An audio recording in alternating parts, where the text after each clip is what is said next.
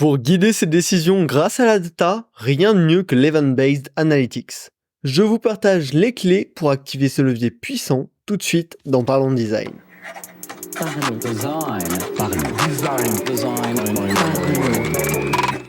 Rejoignez le Slack TCT, partenaire de la saison 7 de Parlons Design.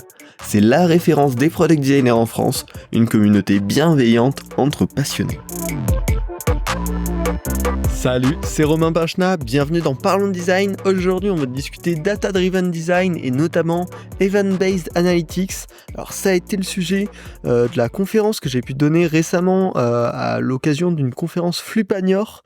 Alors forcément, c'était 1 heure de conf, là on va le résumer en 10 minutes avec le cœur du sujet.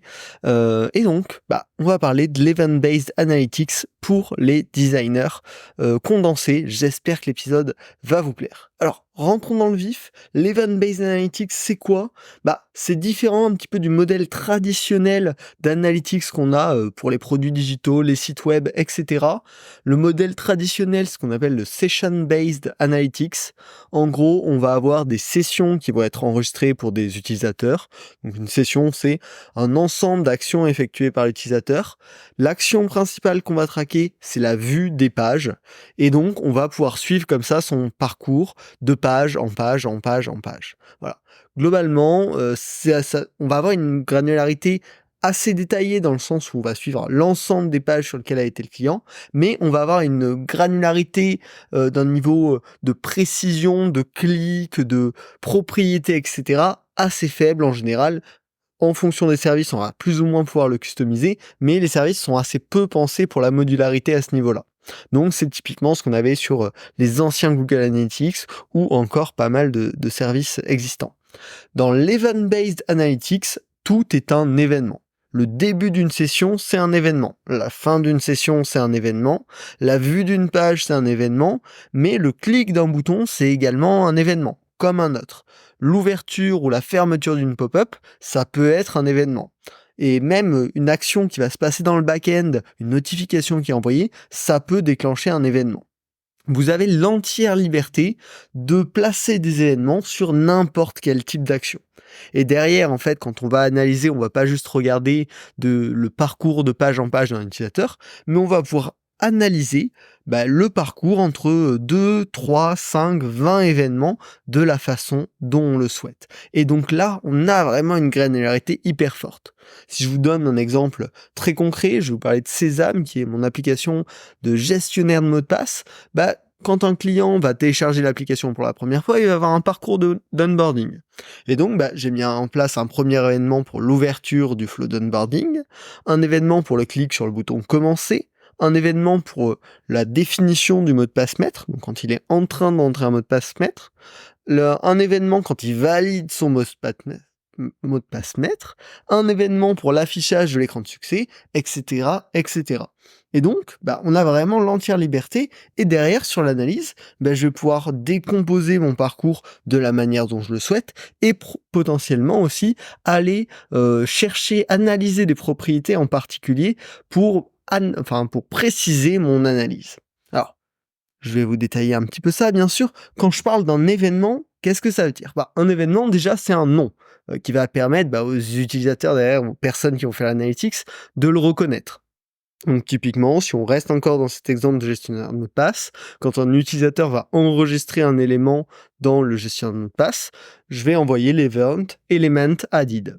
Et donc ce qui est important dans le nom d'un événement, c'est qu'il soit autodescriptif autant que possible. Pour que n'importe quel product designer, product manager, même développeur ou autre soit capable de comprendre à quoi correspond l'élément. Et ça, c'est vous qui allez le définir. La deuxième propriété importante d'un événement, c'est le déclencheur. Qu'est-ce qui va déclencher l'envoi de cet événement ? Dans notre cas, l'élément a été sauvegardé. Et donc déjà, là, vous le voyez dans la définition d'un événement, quand je dis l'élément a été sauvegardé, en fait, je peux envoyer ce même événement, peu importe la source. Et derrière, ça va être le troisième élément d'un événement qui va être hyper intéressant, c'est les propriétés. Et là, on va pouvoir rajouter de la valeur à l'événement. Donc typiquement, cet événement element added, il peut être envoyé, mais on peut créer des éléments depuis plusieurs endroits de l'application. Donc je vais pouvoir l'envoyer avec une propriété source, qui me permettra derrière de diviser, parmi tous les éléments qui ont été ajoutés, quelles ont été les sources principales. Et là, tout de suite, je vais avoir de la finesse dans mon analyse et dans ma compréhension de l'usage de mon produit. Mais si on donne d'autres exemples, il faut rajouter par exemple une propriété avec quel type d'élément a été sauvegardé, a été ajouté. Parce que dans Sésame, on peut enregistrer à la fois des mots de passe simples, des codes Wi-Fi, des codes de carte bancaire. Donc, le type d'élément, ça peut être une donnée intéressante. Mais aussi, je peux ajouter combien l'utilisateur avait déjà d'éléments dans son coffre-fort quand il a ajouté ce nouvel élément. Et ça peut permettre de créer d'autres analyses. Et donc, bien sûr, sur les propriétés, il y a une possibilité d'être extrêmement créatif pour pouvoir derrière faire les analyses dans le détail comme vous en avez besoin. Alors, l'Event-Based Analytics, il y a plein d'usages qu'on peut en faire. Le premier, ça va être tout simplement de comprendre sa population d'utilisateurs. Ça peut être sur des données très basiques telles que la taille d'écran, mais on peut aussi tout à fait penser à envoyer des événements avec des propriétés un peu plus spécifiques. Est-ce que les clients ont un appareil avec la Dynamic Island, par exemple? Si vous vous posez la question de faire du développement custom pour mieux gérer la Dynamic Island sur iOS, ça peut être hyper intéressant de regarder quelle part de vos clients ont cette fonctionnalité. Ou pareil, si vous voulez lancer une application, par exemple, pour montre connectée, vous pouvez détecter avec des événements, est-ce que la plupart de vos clients ont des montres ou pas? Et donc, pouvoir faire des décisions produits de manière basée sur la data et de manière concrète. Bien évidemment, le second usage de l'Event-Based Analytics, c'est trouver des opportunités d'amélioration UX. Comme je vous l'ai dit, avec les événements, on peut décomposer les étapes de n'importe quel funnel, de n'importe quel flow, avec la granularité dont vous avez besoin. Donc plus vous allez apporter de granularité, plus vous allez pouvoir détecter, peut-être que dans mon parcours d'onboarding, entre mon étape 3 et mon étape 4, j'ai un drop important. Ok, pourquoi? Je vais pouvoir être décomposé par mes propriétés.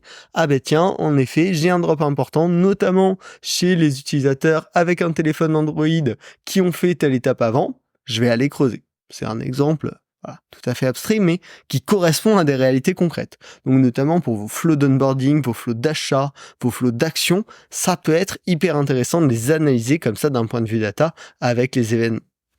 Bien sûr, si vous devez trancher entre deux solutions, les A/B tests de conversion, c'est super. On crée deux événements, un événement d'entrée, un événement de sortie. Dans les propriétés, on peut passer une version de l'A/B test. Et derrière, il n'y a plus qu'à suivre les données et voir est-ce qu'il y a une différence de conversion entre mon point de départ et mon point d'arrivée en fonction de la version A ou de la version B. Ça peut permettre de tester des wordings, des éléments de l'interface, voire des flows entiers. Ça, il y a des épisodes dédiés à l'A/B test. Je vous conseille d'aller les écouter si le sujet vous intéresse. Et également, ça vous permet, avec un bon Event-Based Analytics, de monitorer des flows produits à travers le temps.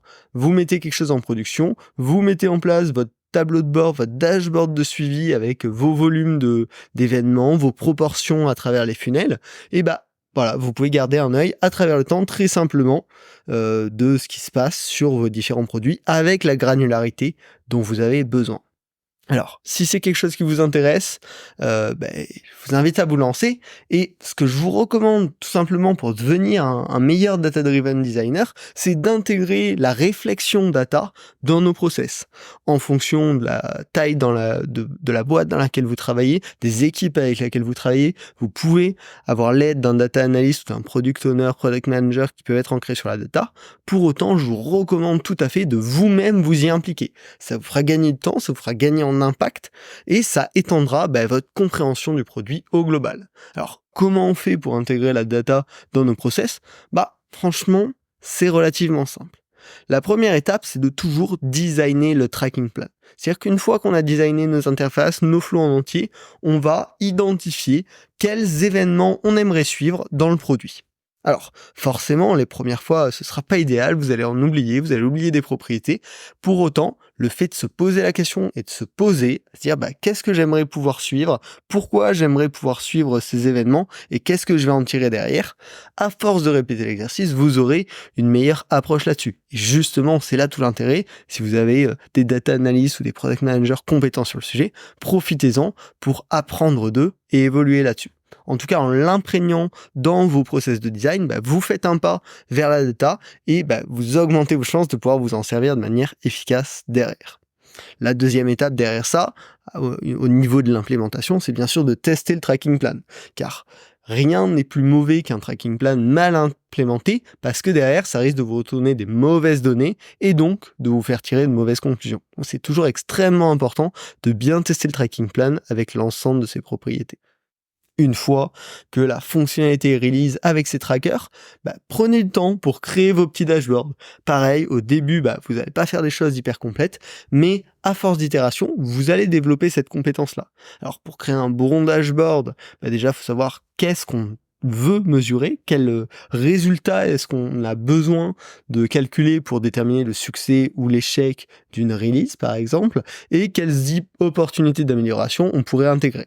Il y a également un point très important, un petit peu un basique là-dessus, c'est qu'il faut toujours allier des suivis, des métriques de volume, combien de personnes par exemple sont rentrées dans le flow d'onboarding, et des métriques de conversion.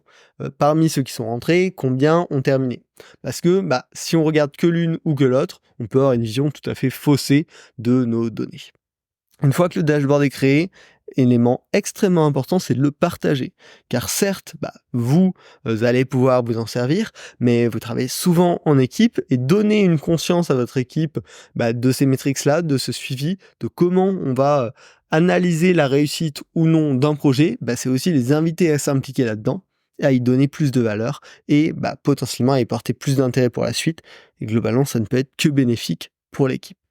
Enfin, bien évidemment, il va falloir analyser les résultats, prendre le temps de les regarder en profondeur, de les décortiquer si besoin, d'aller faire du grouping par propriété pour avoir des analyses plus détaillées et de poser sur papier ou sur numérique, mais les conclusions de vos analyses.